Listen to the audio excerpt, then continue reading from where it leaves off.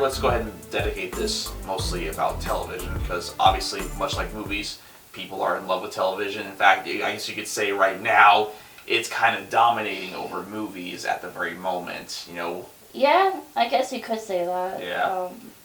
There's just a lot of television. Yeah, a lot of television, a lot of TV shows, of course. Some good, some bad, some meh, you know. You know, also it doesn't help, you know, all of the different streaming services and all the new television shows that are going to be on there. Yeah, definitely. It doesn't help, like, Disney Plus is just about to come out. And we'll actually cover an episode based on streaming as well.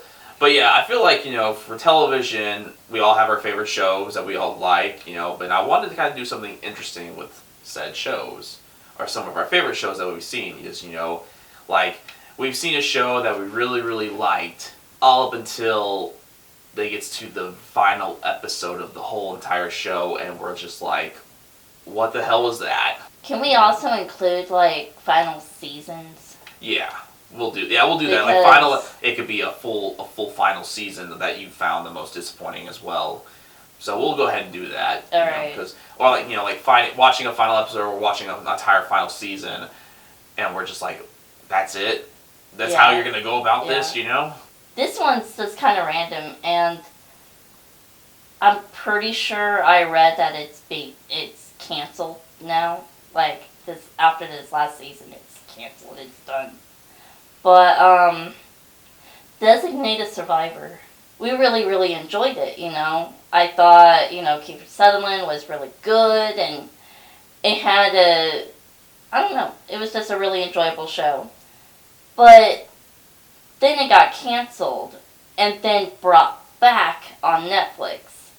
And then Netflix was like, alright, since it's on Netflix now, we're gonna, like, up everything, and it was just like, it's like they care more about, you know, being edgy, like how much cussing can we put in this, how much, you know, sex talk can we put in this, you know, or whatever. And the pacing was weird, just the whole show was weird. It gave it a completely different vibe. And while I do have to applaud some of the subject matter, you know, they talked about, you know, child brides in the United States, which that's something I never hear talked about in, like, crime shows or things like that. So I applaud them for bringing up topics that I never hear or that's never addressed, you know. I applaud that. But the show was just, I don't know, it cared more about being edgy, and the structure was weird, and the pacing was off, and it just led to a really awkward and weird season. And for a show that I really liked and I really enjoyed, you know, maybe it just kind of gave me that dream, you know, what if this guy was president, because, you know, we have some of the same values or whatever. It's like, man, I really wish, you know, a guy like this could be president. And then the last season was that. I see what you're saying. And it was so obvious that it's like, we're not on network TV anymore. We're on Netflix, so we can be edgy as edgy as we want. They were being edgy just for the sake of being edgy. Exactly. Instead of keeping the integrity of the show. See, if they'd kept it mostly the way it had been on ABC as far as the presentation of it, if they'd kept that continuation where it felt like 3 seasons instead of 2 seasons and then a way different season, it would have been better. They could have kept the subject matter they brought to the table about the child brides, and there was more talk about transgender community. Yeah, and that was really good too. Some of the issues they face. Mm-hmm. Okay. And there were other things, and even the ending, when it talks about Tom Kirkman, the president, his campaign to stay in office, that was interesting too, because it ended on a note I didn't expect. It was a very kind of bittersweet note. Like, I liked all of that. But as Alicia said, I think it's about the tone. They did not keep the tone of the first 2 seasons, and that's why it's so, well, I won't say so, but that's why it's more off-putting. ABC, they had the rights, so they had a clear direction of what they wanted the show to be about and what the tone and how the pacing was going to be. And it's like Netflix got a hold of it, and they're like, yeah, well, screw all that. We're going to go ahead and we're going to do whatever the hell we want. So it sounds like, to me, is like when Netflix got a hold of it, everything that ABC built, Netflix kind of just threw it away and kind of decided to do their own thing with it. Pretty much. Oh, yeah. They even killed off one of the best characters. Oh, they did? Yeah. And that's the thing. So. I mean, that's and so they basically did like what Alien 3 did with Hicks and Newt. Pretty much. Yeah, pretty much. Yeah. You know, I don't mind the show being edgy. No. But there's got to be a reason for it. If Designated Survivor was edgy, I mean, obviously to a point because it was on ABC. Mm-hmm. If it had this some sort of edginess to it, you know, when you aired on there, I would understand, you know, kind of upping the edginess for Netflix. Yeah. But it wasn't that type of show. It wasn't a show that was supposed to be edgy. That season felt very out of place then. Very. There was a show that came to mind that I had been watching on Netflix, and I believe it was canceled. It only had 3 seasons. It was called The Santa Clarita Diet. Oh, I know exactly what you're talking about. Mm-hmm. Yeah. With Drew Barrymore and Timothy Olyphant. Mm-hmm. And the first 2 seasons were awesome. They were funny, they were edgy, the chemistry between Barrymore and Oliphant was great. Yeah, I watched them. It was really, really funny. And I never thought, wow, Timothy Olyphant, he's actually a good comedic actor in this show. Because like I said, I knew him from Deadwood. Yeah. And Deadwood is a very dramatic role. Mm-hmm. It's not funny at all, that sheriff character he plays. But in Santa Clarita Diet, he was just... Oh man, you know, he was the normal guy trying to have the normal life and everything, and then Drew Barrymore becomes a zombie. Yeah. And so now he has to help his zombie wife stay alive by, you know, eating people. And then that carried on into the 2nd season. Mm-hmm. But the 3rd season, I liked the first few episodes. I was like, all right, we're getting back into it. We're getting back into Santa Clarita and all the craziness. But then I quickly realized it had become a, what's that word? Repetitive? Well, yes, the jokes were becoming more stale and, like, you know, it was more cartoony and it was more of a caricature, that's what I'm trying to say. It was becoming a caricature of itself. Oh, like the things that Timothy Olyphant did in the first 2 seasons where it was... you know, this sort of crazed kind of trying to keep it all together, trying not to let people in on the deep, dark secret. It became a joke of a joke, and it wasn't, unfortunately, it wasn't funny anymore. Oh, like, it was played out one too many times, and people were like, okay, it was funny the first few times, now it's just like, okay, tell us something else, you know? Right, and I guess the characters, you know, in the first season, it's the husband-wife who are real estate agents, mm-hmm. and their daughter. And it was just, at the beginning, it was like they were trying to keep their lives together as normal people. But then, when she becomes of the undead, that's when it's thrown into other territory. So it's funny to watch these normal people who were already kind of funny mm-hmm. try to tackle this big, out-of-this-world problem, and then they become a bit unhinged and a bit zany. Yeah. That was funny. That was the funny arc from the start of the show to the end of season 2. But then season 3, I guess they felt like, oh well, now we're solidly in the crazy zone, so now we can do whatever we want, and that's not the approach they should have done. Yeah. Ugh. So they got a little too weird for their own good, basically. Yeah. What do you think they could have? You felt like they should have done differently to kind of make it more satisfying? Well, I think they should have kept the drama more focused on the family, because at the end of season 2, you split off with the mom and dad, which is Barrymore and Oliphant, and then their daughter, I don't remember the actress's name. The character's named Abby, I think.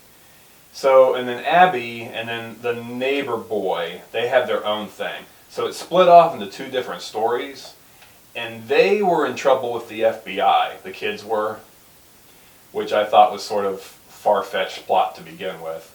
And then the parents are having to deal with another neighbor who was like a born-again Christian, and she wants, and in order to get out of trouble with her because she's, see what I'm saying? Like, this is nuts. My brain is like hot wiring right now. So this born-again neighbor Christian, she's also a cop. And so in order to stay on her good side, they convince her that what Drew Barrymore's doing is like the work of God. So she becomes like a fanatic, like a Renfield. And so, see what I'm saying? Like, it's too much. I'm sorry. Resist all urge to make it Dracula didn't love him. It's too much. So they should have stuck with trying to keep their family together, and I would have cared a lot more. That sounds ridiculous. There was already enough comedy in that, trying to keep things as normal as possible. And then, like, above all else, there's like a Serbian mafia. What? You see how much I just stopped caring about the show because it was not about the family. Yeah. All right. So John might already know what I'm about to pick. I have an idea. Yeah, you probably already know. So this, not only did this final episode piss me off, but this entire season, this final season made me mad. I know what you're gonna say. If you don't know what I'm talking about the final season of Game of Thrones. I knew it. I knew it. I was sitting there like, it's probably gonna be Game of Thrones. Yeah, I'll admit the first two episodes was a pretty good start. Yep, it was a pretty strong start. They were slow, but hey, it was setting stuff up. So I was like, okay. And then the third episode happened, and I feel like that's kind of where it just lost it. You couldn't tell what the hell was going on because it was literally too dark. Because I literally had to look like this the whole entire time watching. He was like, my fiance was like next to me, and I was like, can you see this shit? She's like, I'm having a hard time watching this. I was like, yeah, like exactly. I mean, don't get me wrong. The battle scenes in the third episode was really cool. They ended it with the Night King. Like, you expect the Night King and Jon to have this big epic showdown because they've been teasing it. They've been sending us red herrings.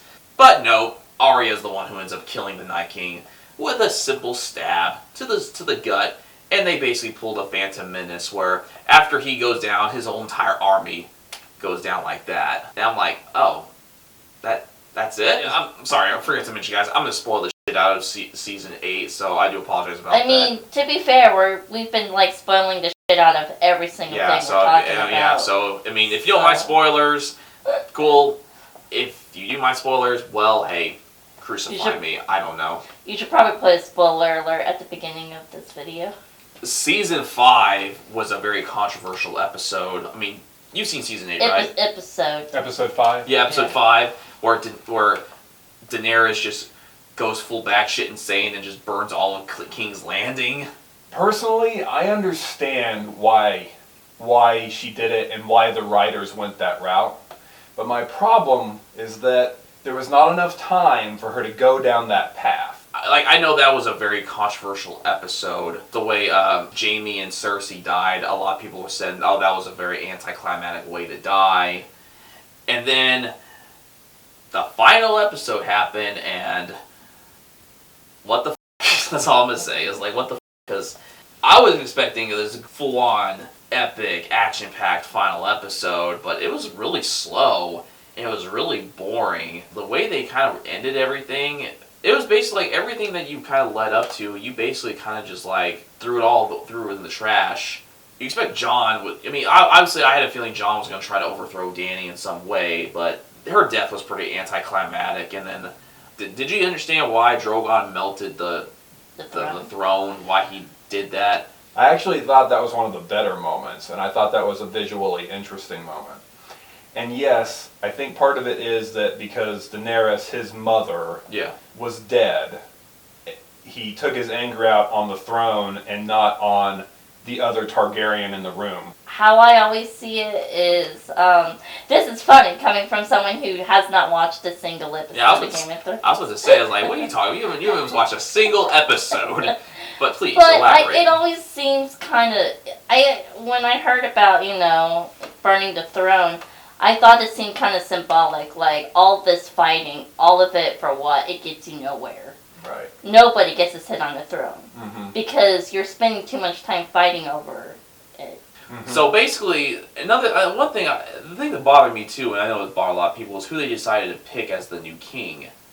And that was Bronn. And I was like, why him? Because he's always said that he's never wanted the throne. And yet he decides to go ahead and just take it anyway. I guess it was such a polarizing choice for me. I mean, with Tyrion persuading the other houses to go along with it, they pretty much did their own little election right there. They said, that, okay, Bran can have the throne, and, he says, I don't want it, and then Tyrion says something to the effect of, well, that's the reason why you should have it. Hence why the throne was melted, because all these people were fighting over it. The person who didn't want it is the one who ended up being king. Mm-hmm. Now that don't make any fucking sense. I'm sorry, that don't make any fucking sense whatsoever. I think the problem with the last season and episode of Game of Thrones has to do with there needed to be more developing of these ideas. Yeah, definitely.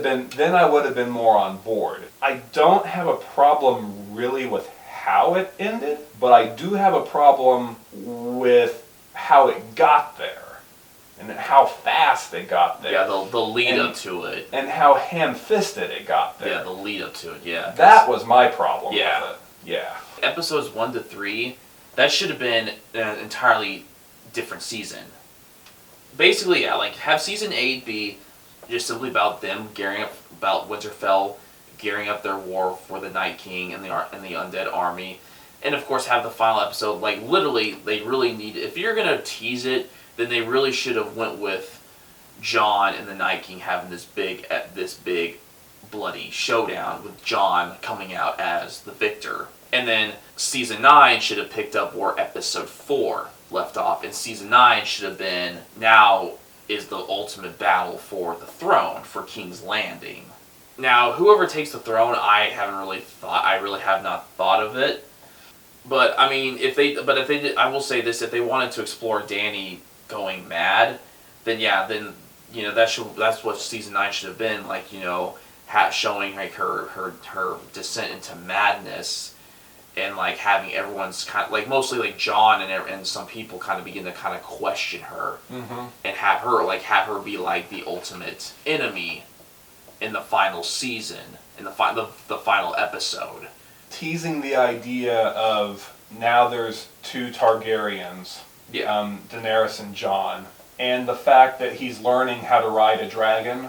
This season 9 that you talking about, it would have been interesting to see them have a dragon fight. Yeah, have them, for example, Jon try to talk to Dany about all the crazy shit that she's done, and of course the crazy person that she's becoming, and Daenerys accuses him of treason and decides that you need to die, and then of course have this big epic dragon showdown between them, and have Jon kill her again, but kind of in that way, and then I guess just decide not to have the throne because because of all this madness that's been going on, he just fully decides against it. Yeah, maybe he makes his dragon melt the throne. Yeah, he makes it. Yeah, that'd be cool. And then he goes and flies off, never to be seen again. Yeah. I feel like that's probably what they should have done. And of course, still include all the politics with everything, because the politics was actually kind of interesting with this final season. But I feel like if they did that, I feel like it would have been a way more satisfactory end to the show. And it's such a shame too, because Game of Thrones, for a long time, Game of Thrones was considered the definitive show on HBO. Oh yeah. Or on television. I mean, it was winning Emmys.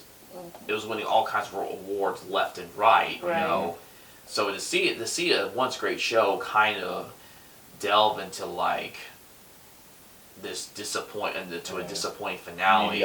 Mediocrity is really upsetting to see. Now, I don't know if it was the creator's decision to make it 6 episodes or if that was HBO's decision to make it 6 episodes. Yeah, I don't know either. Either way, that was a bad decision. It was a bad decision because they rushed. You basically rushed 2 seasons worth of material into 1 season. Mm-hmm. You know, and it was already too short. Yeah, it was already too. Yeah, it was too short, and they tried to cram in way too much with, with dismal results. Yeah. At least that's how I see it. Hello again, everybody. I just wanted to quickly say thank you very much for tuning into this week's episode, and I really hope you enjoyed it. And if you did, please show your support by clicking the like and share button, and also consider subscribing to this channel for more future episodes. And if you wanted to check out last week's episode, be sure to click the annotation box down below. And once again, have a wonderful day, and I will see you guys next time.